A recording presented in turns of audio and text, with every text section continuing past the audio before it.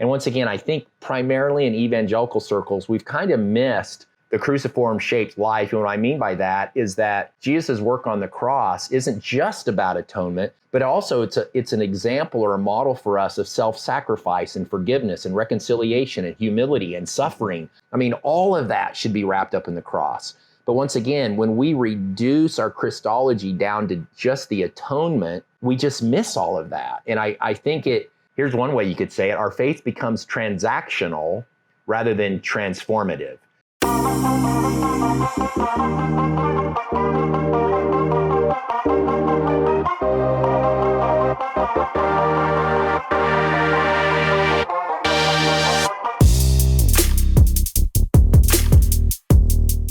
Brad Brisco, welcome back onto our podcast here with Into the Harvest. We are going to talk today about why our churches are weak because our understanding of Jesus is small. And before we dive into that, you've been on the show before, but for those who might not be familiar with you and your work, tell us a little bit about where you are in the world and what your work is all about. Great. Yeah, it's good to be with you again, Andrew. Well, kind of in a nutshell, for about 24 years, I've worked for a group called the North American Mission Board. The church planting arm of the North American Mission Board is called the SEND Network. And for about 17 years, I was a church planting catalyst with the SEND Network, which just meant I helped to recruit and train and resource and coach church planters, primarily in Kansas City. But then about 4 years ago, we actually moved to the Tampa Bay area, which is the Gulf side of Florida. And the last several years, I've been in two different roles. One that we call Director of Bivocational Church Planting. So I worked with bivocational and covocational planters around the country.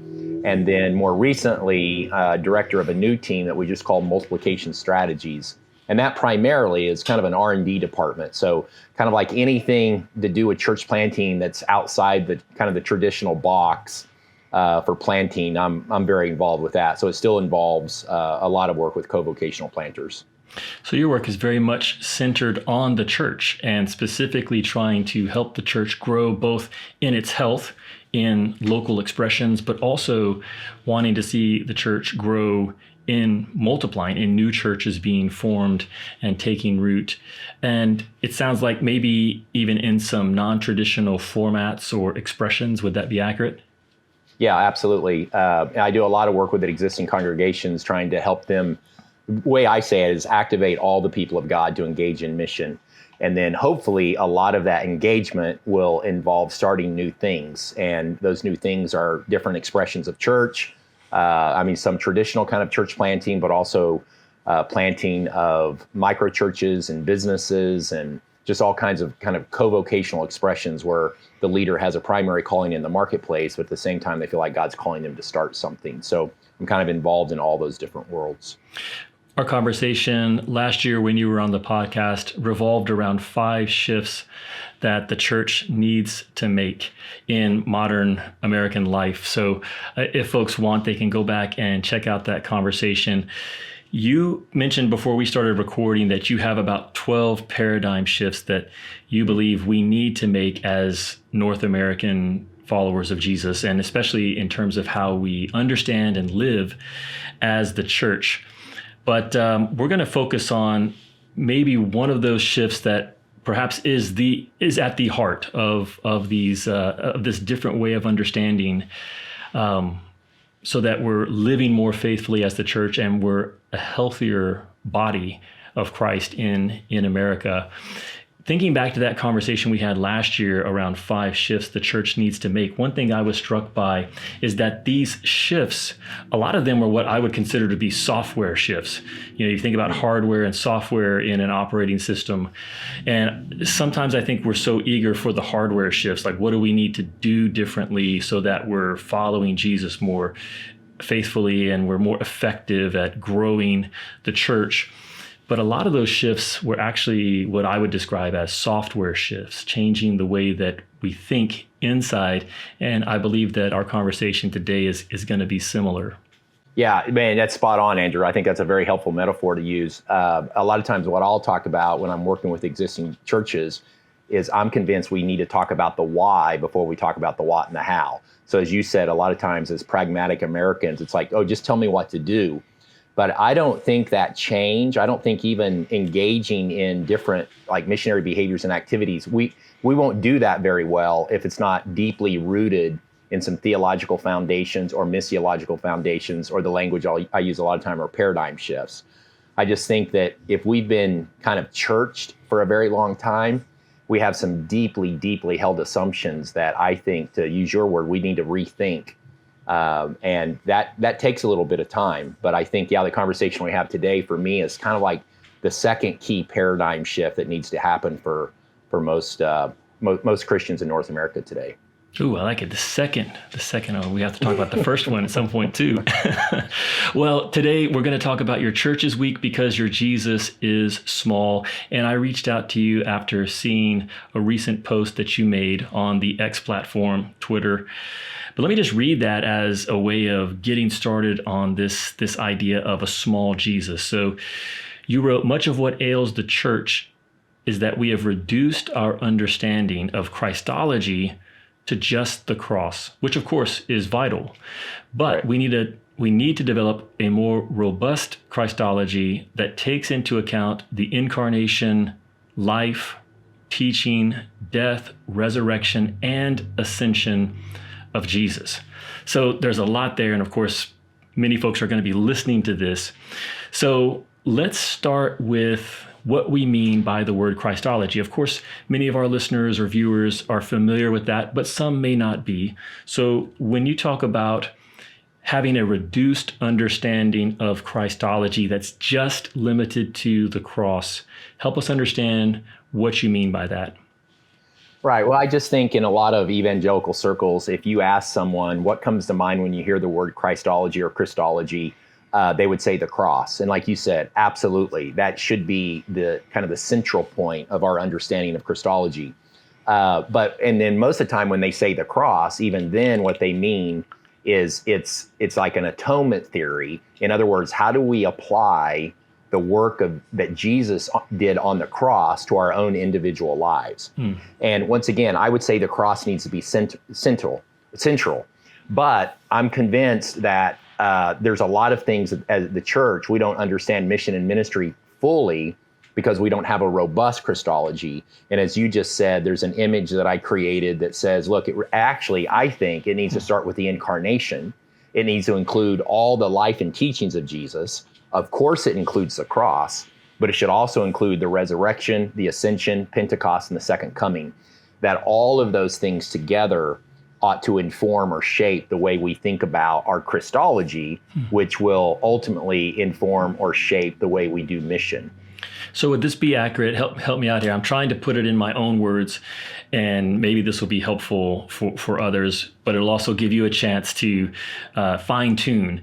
When we talk about Christology or Christology, we're talking about our understanding of the person of Jesus, the significance of his life, and its meaning for the way we live life today. Would that be close, or what would you add? Or yeah, the way, I think that's excellent, Andrew. The way sometimes I'll frame it is I think most of the time when people hear that word Christology, they think of the person and work of Jesus.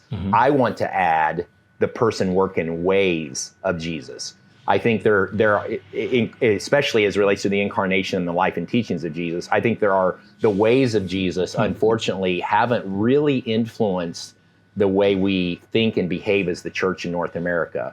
Again, we've reduced it down to atonement theories. We've reduced it down to just the work of Jesus on the cross, which absolutely, we're not minimizing that, but I think it should also include not just the person and work of Jesus, but the person, work, and ways of Jesus. We're going to get into this image because when you made this post on the X platform, you did include a visual that I think is very helpful in understanding how all of those aspects of the life, person, and mission of Jesus come to play. But maybe before we shift into exploring that visual and the timeline that it tries to capture, we can stick with this idea of a reduced or a reductionist Christology. I read a book by a gentleman by the name of P.T. Chandapia. I think I'm saying his name right, but I'm not sure. I think he wrote this back in the 60s or 70s, and he was an evangelist in India. So the book was translated, and it was called The Master Trainer. And it was really his study and exploration, especially of the earthly ministry of Christ, so before the cross. But what was interesting is he highlighted very similar, the book was very similar to a lot of our listeners are probably familiar with Dr. Robert Coleman's book, The Master Plan of Evangelism. So this was in a similar vein in terms of what the author was trying to do. What I appreciated about it was that he started with some preliminary traits of Jesus or qualities of the life and ministry of Jesus before he even dove into how Jesus actually went about his earthly work.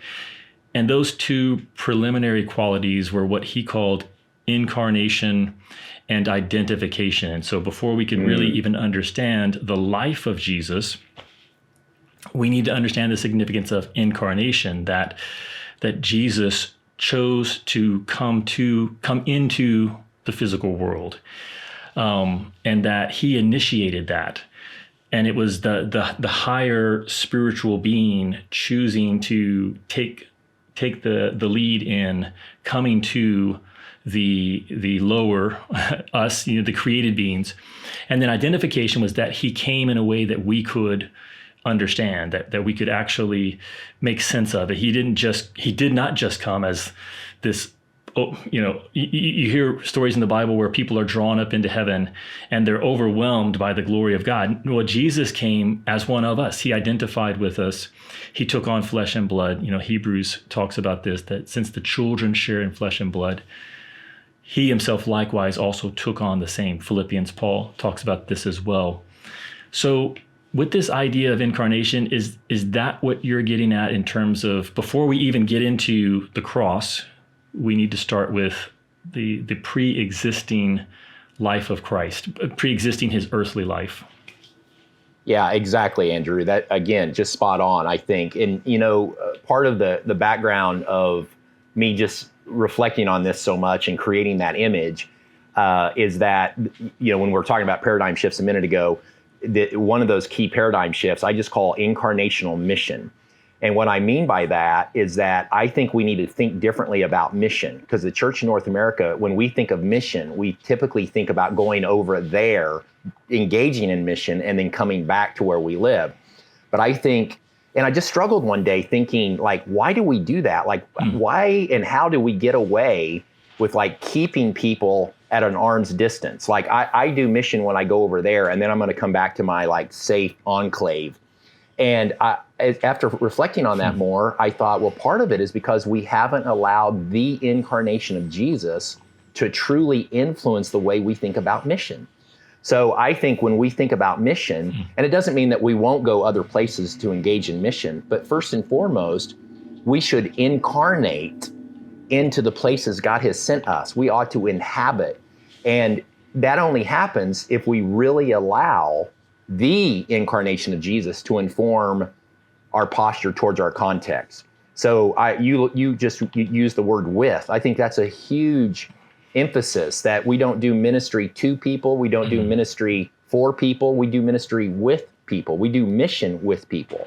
Another word I love is solidarity, that we do mission in solidarity with people.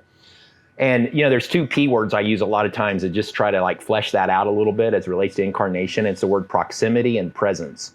So proximity simply means we cannot love and serve the people God has sent us to from a distance. So, thank goodness Jesus wasn't just in close proximity to us, but then the second P word is presence. Like you said, Emmanuel, right? God with us. God took on human flesh and he dropped into our muck and mire, right. and he was with us. So I think sometimes, as it relates to that paradigm shift idea, I think we need to allow the incarnation of Jesus to inform our posture. So we take responsibility for our neighborhood. We take responsibility for our workplace. We take responsibility for the social spaces that we inhabit during the week. And I'm convinced none of that really happens if we don't allow the incarnation to really influence us.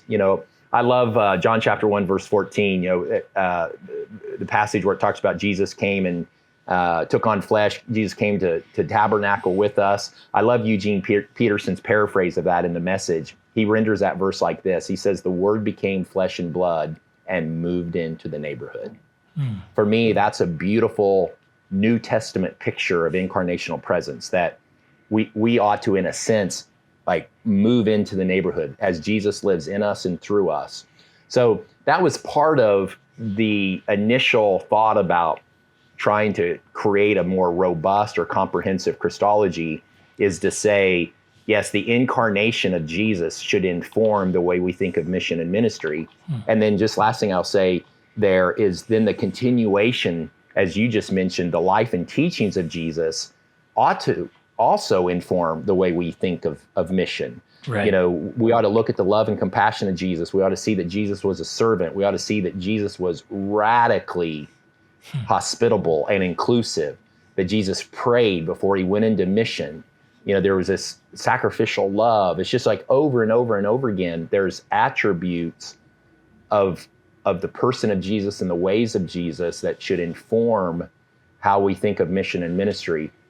But when we reduce Christology down to just the cross, we miss out on all of that. We miss out on the ways of Jesus informing who we are as Jesus followers.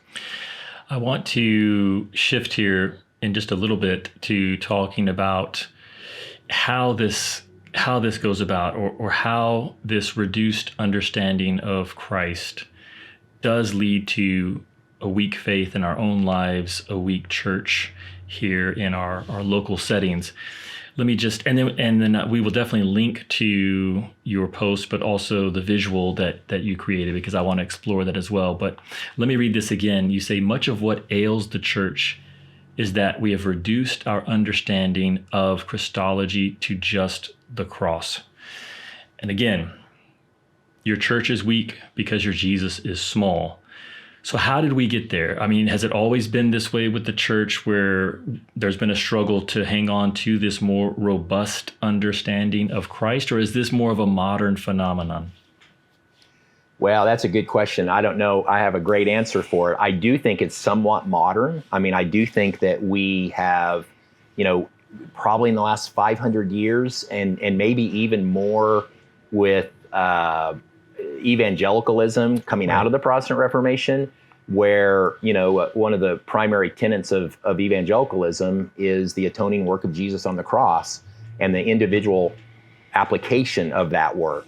And again, we've said it already a couple of times, we're not minimizing that, but we just miss the life and teachings of Jesus if we just focus on the work of Jesus. So I do think it's I can't imagine that, the early church, they were influenced by those attributes that we talked about, the way Jesus lived when he was on the earth. And I'm just afraid we often are not focused on that enough. Right. And I would even say, I think this is fair, that there are some kind of tribes or denominations that probably spend, again, it's probably a generalization and maybe this isn't fair, but spend the majority of their time in Scripture in the Pauline epistles rather than the Gospels. Mm-hmm. So I do think one of the solutions is that we need to spend more time in the Gospels. I think we need to just immerse ourselves in the four Gospels for a certain period of time. Mm-hmm. And as we do that, we need to examine and look closely at the ways of Jesus, not just the person and work of Jesus. So I think that's a great question, but I do think for the most part, it's a fairly recent phenomenon. Well, I hope folks will maybe put an asterisk on this and hang on to it, that one thing that I would want folks to question coming out of this conversation is my understanding of Jesus as robust as it should be, or is it in some ways artificially reduced just because of the time that we live in and some of these traditions that I think have come out of the Protestant Reformation? Perhaps an overcorrection, which is so common in human experiences, right, that we're trying to recapture the centrality of the atonement and what it accomplished, how it was everything that needed to happen in terms of paying the penalty for sin. And yet lost in there perhaps is some of the rest of what we need to understand about Jesus and faith by studying all of who he is. I think of Paul's words in I believe it's Colossians, where he says that in Christ are hidden all the treasures of wisdom and knowledge, not just all the treasures of salvation, but all the treasures of wisdom. And there's a lot to learn and glean from Christ. And then Jesus himself, when he told his disciples in the upper room, I have given you an example that you also should do as I have done to you. So yes, he came as the Lamb of God to take away the sins of the world. That's kind of what we're talking about. If we only understand Christ and his work through the cross, then it's true, and it's absolutely part of Christology, but we want to explore these other aspects. And maybe that's a good transition point to talk about this visual, because you went out of your way to create something that might help us begin to develop a more robust Christology. So if you could walk us through these different aspects of the person of Christ and, like you said, his words and his ways. Well, yeah, and it's pretty simple. And again, I hope we can link to this so people can see it and they can screenshot it or whatever they want to do with it, Andrew. But I think with the incarnation, for me, it's that Jesus is with and for creation. I mean, there's this, see if I can remember, there's this fantastic quote from Darrell Guder, who's a Presbyterian missiologist. One of the most famous books around missional church, it was out probably 15 years ago. He was the editor. It's just called The Missional Church. But Guder has a fabulous little book called I think it's called The Incarnation and Witness of the Church. But it's a little about 90-page book. It's brilliant. But there's this one line. He uses 2 sentences in that book. Man, I wish I would have been prepared. Hold on, I'm Googling. I'm Googling as we pull this up. Yeah, I can find this. But Guder, I think he says like this. One of the things that God reveals to us about himself in the incarnation is that he was with and for creation. So that's the first sentence. So Guder is saying, hey, in the incarnation, one of the things we learn about God is that he is with and he is for his creation, right? So I'm going to say that one more time. Just like reflect on that statement for a minute. So one of the things we learn about God in the incarnation of Jesus is that God is with us, right? We've already said that, Emmanuel, but he's for us. And he's not just for us, he's for creation. Right. And then here's the second sentence. He says, now, as the risen Lord has ascended, he's empowered the church to be with and for creation. So I just remember the first time I read that years ago, I just thought it was so powerful that Guder was saying that in the incarnation of Jesus, God reveals this about himself, that he's with and for creation. But now it's us as the missionary people of God, that Jesus has empowered us through the gifts, and now we are to be with and for creation. And again, I just don't think a lot of times as the church, we don't think of ourselves as being for the other. We're not with the other. But I think part of the reason we miss that is that we don't focus enough on the incarnation. And then we've already talked quite a bit about, there's an arrow coming down, that incarnation, I just say with and for creation.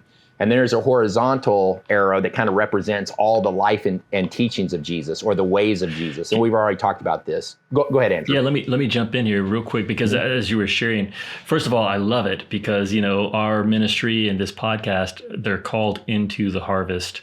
And it really fits exactly with what you're talking about, that we aren't called to just separate from the world. That's right. And, kind of go into our sacred spaces and hold out until the return of Christ or whatever's coming, death.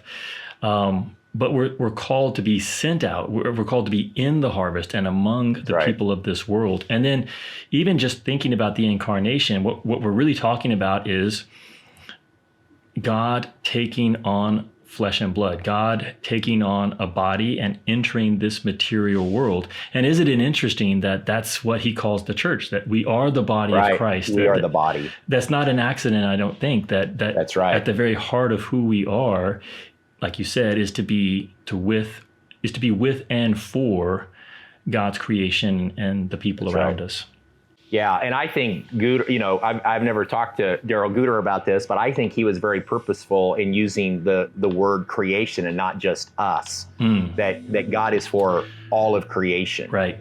So then the rest of the image just talk, the life and teachings of Jesus, of course the cross, and even the cross though, I want to add not just atonement, which absolutely atonement, but I think it's helpful for us to include, I just called it a cruciform shaped life. And once again, I think primarily in evangelical circles, we've kind of missed the cruciform shaped life. And what I mean by that is that Jesus' work on the cross isn't just about atonement, but also it's an example or a model for us of self-sacrifice and forgiveness and reconciliation and humility and suffering. I mean, all of that should be wrapped up in the cross. But once again, when we reduce our Christology down to just the atonement, we just miss all of that. And I think our faith becomes, here's one way you could say it, our faith becomes transactional rather than transformative. And I think when we examine a more robust Christology, our lives have the opportunity to truly be transformed, and not just for our own sake, but for the sake of God's mission or for the sake of the world. So there's just so much that's kind of packed into that image. And then, of course, the resurrection speaks to all things new. The ascension, for me, goes back to the empowerment of the church. For me, I didn't put this in the image. I just said giving of gifts, but what I'm referring to there is Ephesians chapter 4. I think at the ascension, Jesus gives these gifts of apostle, prophet, evangelist, shepherd, teacher, which are gifts. They're not offices. They're not roles. These are gifts. They're people, and they're not leaders. It's a body. It's a body text where all those gifts are given to continue the work of the body.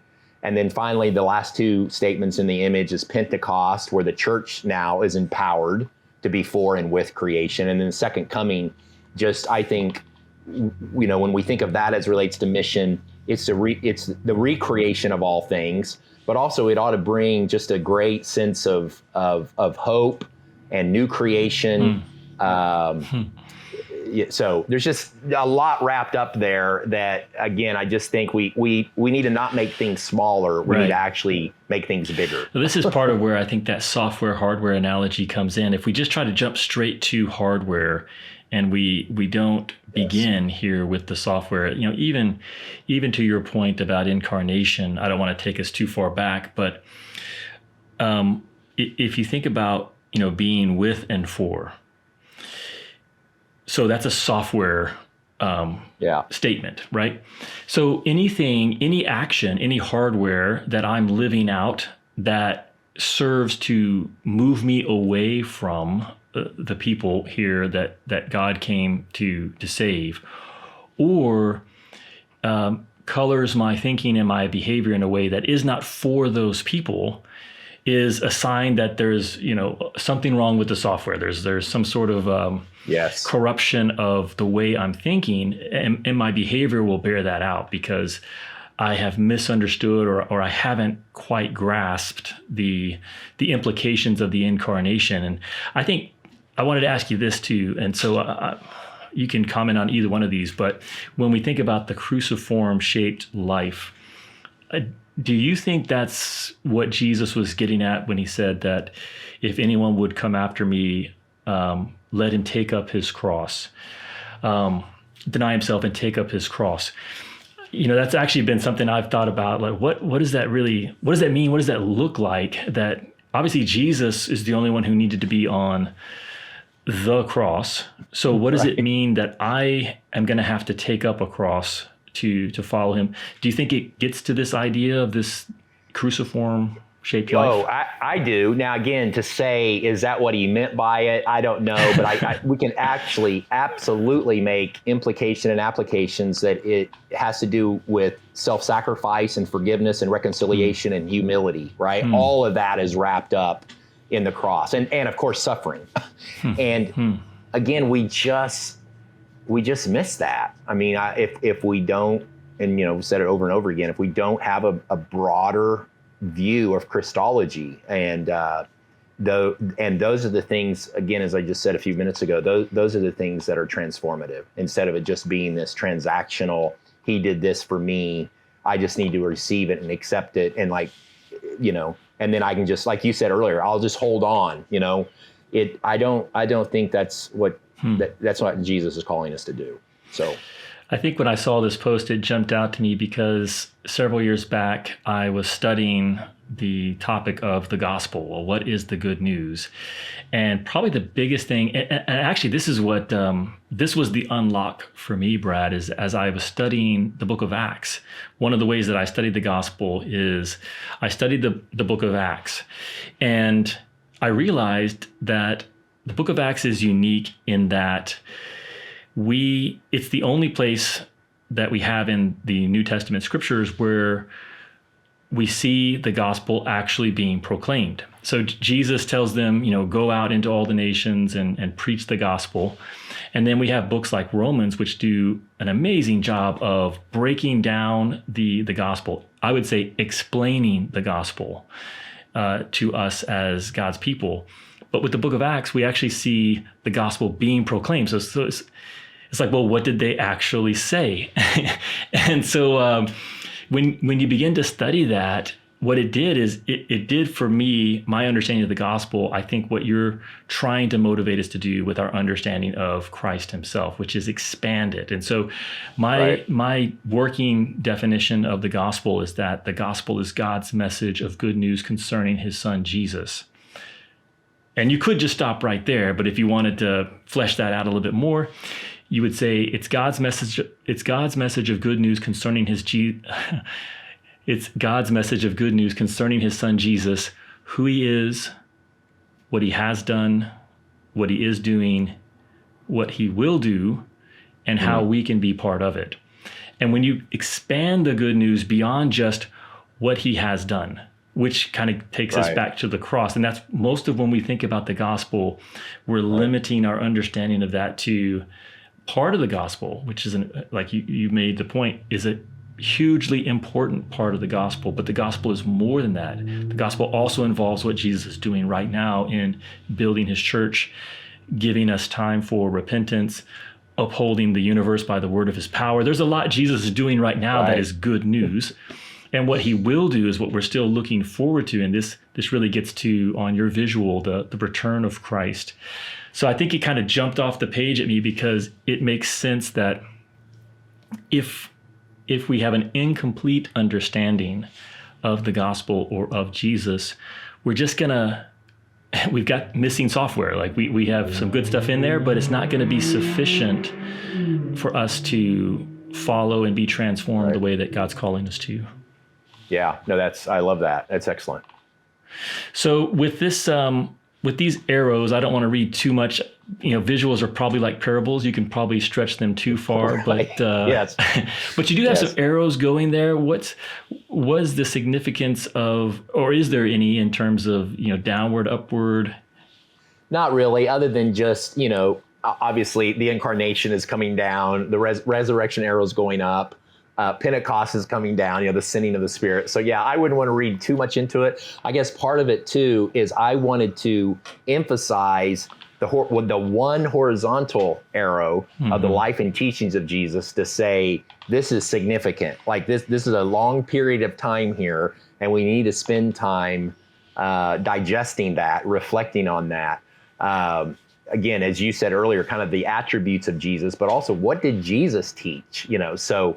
I wouldn't want to read too much into the arrows. The main thing is it's like, what are some of those other categories? If we're going to talk about a more comprehensive, robust Christology, what else do we need to be thinking about in addition to the cross?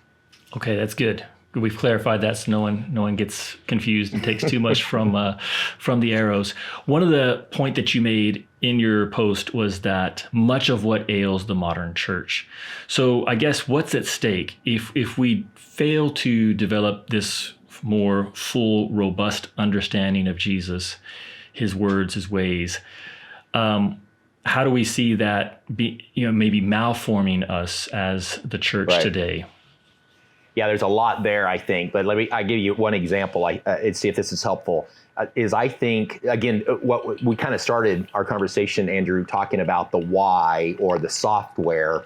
Well, then what are the implications of this when we move into the what or the how or the hardware? And I think here's an example. When we really look at the life and teachings of Jesus, we see that Jesus was, as I said earlier, radically inclusive. He was radically hospitable. But the church in North America, I think this is fair to say, we are not very inclusive and we're not very hospitable. And I think if we're really going to engage a culture that is less and less interested in the programs and activity of the church, we're going to have to go where people are, and we are going to have to be radically hospitable. I think biblical hospitality is just a key missionary activity, and we're not very good at it. And part of the reason is because we're not informed by the life of Jesus. And again, to go back to what we've already said a couple of times, if our Christology is just about us getting saved and going to heaven instead of hell, then what motivation do we have to be radically hospitable and actually do life with people and invite people into our lives? I just think that's, hospitality, sharing meals, being inclusive relationally with people. We just don't get there as a church if we're not informed by the incarnation and the life of Jesus. And when I say what kind of ails the church, I'm just saying because more and more people are less and less interested in the ways of the church. I think part of it's because we have kind of lived in a sense in kind of a holy huddle, rather than really thinking about what does it look like to activate all the people of God to engage in people outside the walls of the church, where we live, where we work, where we hang out. I just think that is at the foundation of training our people to think and act like missionaries. Jesus has given us a model of this. We just haven't looked to Jesus very often. So, a little image that I remember just kind of transformed the way I thought about church and mission and ministry came from a book probably 15 years ago, The Shaping of Things to Come by Alan Hirsch and Mike Frost. And I remember there's this image they have in the book of 3 boxes. And the first box says Christology, and there's an arrow that goes to the second box that says missiology, and there's an arrow that goes to the third box that says ecclesiology. And their point in the book is to say, our understanding of Jesus, or as we've said, the person, work, and ways of Jesus should determine or influence our missiology, the way we think of mission and do mission, and then that should influence or determine our ecclesiology, or the way we do church. Well, I remember the first time I saw that 15 years ago, I remember thinking, oh my goodness, I've got it backwards. Right. I start with church. I would go visit a church, or I would go to a church planting conference, and I would think, oh, I want to plant a church like that over here. I would start with church. But they were saying, no, if we really start with the person, work, and ways of Jesus, and then let the incarnation and life of Jesus inform or shape the way we do mission, and then let's let the church be birthed out of that. And if we did that, I think there ought to be lots of wild and wonderful and beautiful expressions of the church. But instead, when we start with church, every single church looks like every other church. So I just think for me, that's a practical example of how reducing the way we understand Christology leads the church to just not be as effective as we should be and could be.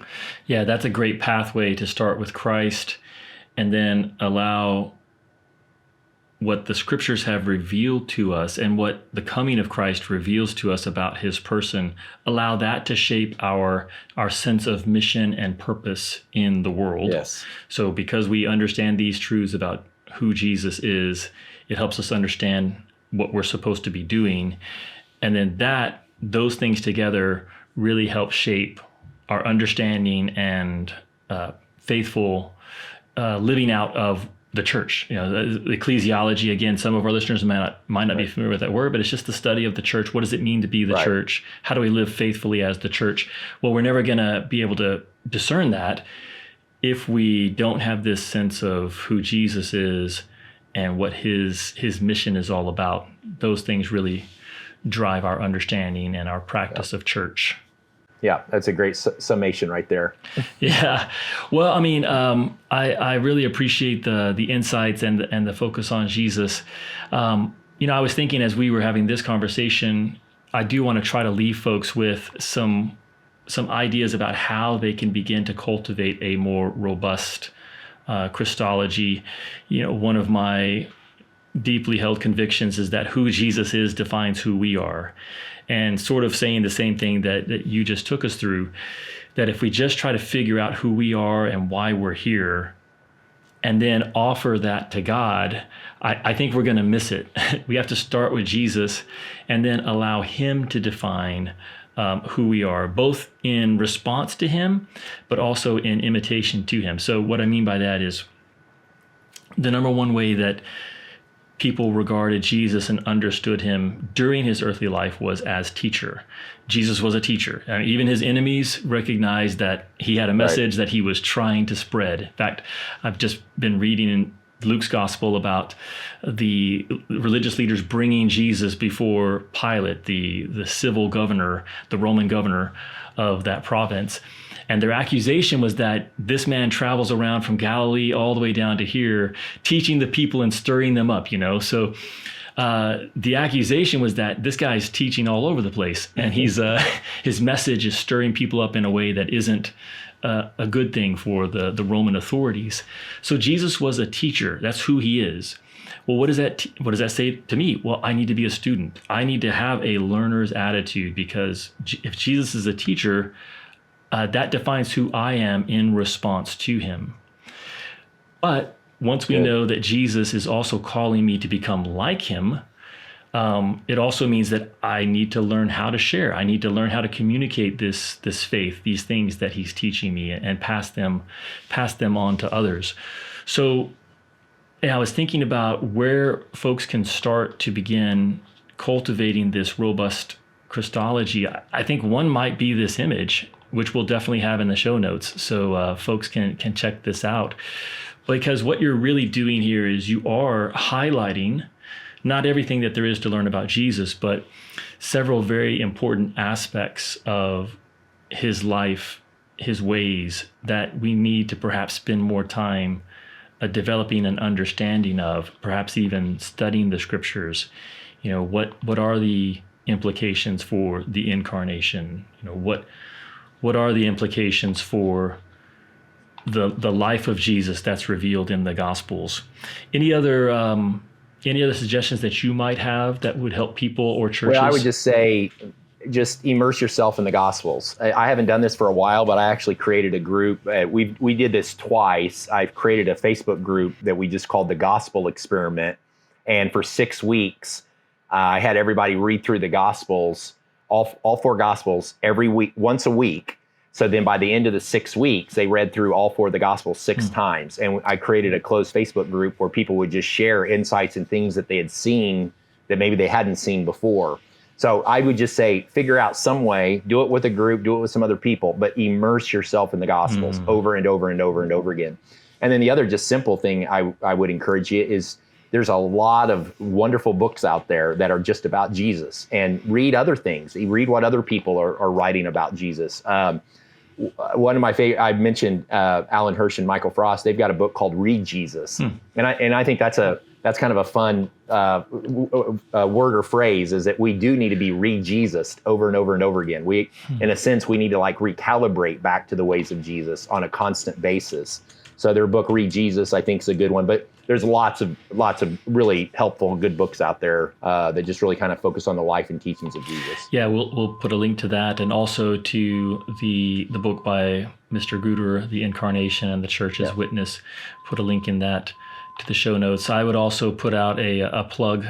We have a series of resources that are in the process of being published. These aren't available right now, but we have a 3-part series that is in the process of being published. It'll be available at our Into the Harvest website. They'll also be available on Amazon.com. But the first, it's a 3-part series called the Pathway series. And book 1 is Discovering Jesus, the call to recognize Christ. Book 2 is Becoming a Disciple, the call to respond to Christ. And book 3 is Passing on the Faith, the call to represent Christ. And that first book is a deep dive, Discovering Jesus, the call to recognize Christ. It's a deep dive into much of what we're talking about on this episode. So I wish I could provide a link to folks. They could get it right away, but you'll have to wait a couple of months. It should be out by the end of March, early April. So that's something that that I hope folks will be able to check out and benefit from in the weeks ahead. Brad, any last thoughts from you on this topic of developing a robust Christology? Anything that you would want to leave our listeners with? No, I guess just, again, once you immerse yourselves in the Gospels, then be asking then, what does this look like for me to live out practically? Again, we kind of started by talking about we need to talk about these paradigm shifts or the why, and then, but let your missionary behaviors and activities really be informed by the ways of Jesus. And I think, I think we said this before we jumped on, Andrew, kind of jokingly sometimes I'll say, whatever the question is, the answer is always more Jesus. So yes. we can't go wrong if we're re-Jesusing and focusing more and more on the person, work, and ways of Jesus. The passage that came to my mind as you were sharing that was Philippians 2, where Paul tells, he challenged the people of his time, and I think us as well, to have this attitude in yourselves, which was also in Christ Jesus. And then he walks through the not just the attitude, but the actions that flowed out of that attitude that Jesus was willing to take. And I don't think it's an accident that it flows right into a very famous challenge to work out our salvation with fear and trembling. Because as we study Jesus and we seek to develop the same attitude we see in him in our own lives, that really is what it means to work out this salvation that we've been given through Jesus. Brad, I encourage people to follow you on X or Twitter. You're always putting out great stuff there. You also blog over, tell us the name of your blog and how people can interact with your work. Yeah, probably the best, like you said, on X or Twitter quite a bit, but then missionalchurchnetwork.com is just my personal blog. So I try to post there a good bit. And then also, just because of the work that I do in kind of the Covocational Church Planting area, there's actually a closed Facebook group that I started a couple of years ago just called Covocational Church Planting. And now I think there's probably over 1,700 people that are a part of that group. And I post in there quite a bit. And the majority of the people that are in that group are bivocational or covocational. Many of them are church planters. So if any of that, it's just a great place. There's so much experience and expertise in that group or that. So if any of those topics are of interest, I'd say go and join that particular group. Yeah. Is that something that we could link to, or the closed group? Mm-hmm. Okay. Yep. I would just have to, if they go there, they just have to ask to be added to the group, and then I just have to approve that. Yeah, it sounds like that could be a great resource for folks that are in that setting and seeking to be co-vocational in that way. Brad, thank you so much for coming on the show again and sharing with us much of what the Lord has been teaching you, and I look forward to having you on again in the future. You bet. I always enjoy the conversation, Andrew.